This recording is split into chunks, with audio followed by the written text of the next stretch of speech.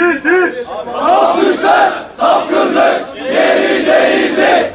Kampüsler sapkınlık yeri değildir.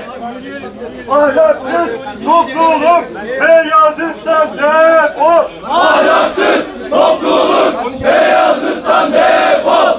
Ahlaksız topluluk Beyazıt'tan defol. Beyazıt uyuma, onursuza alışma. Beyazıt uyuma, onursuza alışma. Beyazıt uyuma, onursuza alışma. Allah'ın boyası, fıtratın çağrısı. Allah'ın boyası, fıtratın çağrısı. Allah'ın boyası, fıtratın çağrısı.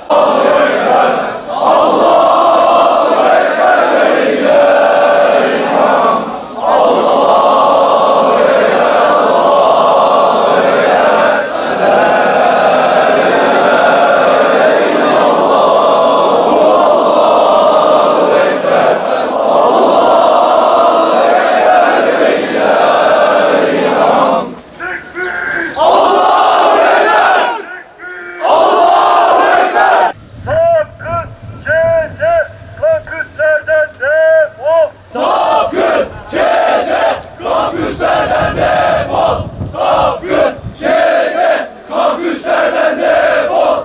Siz geldiniz. Melekler şahidiniz olsun. Ya Rab, biz buraya bir isyanla karşı koymaya geldik. Son dakika haberi vereyim gençler. İptal etmişler. Tekbir! Tekbir! Kardeşlerim! Kardeşlerim!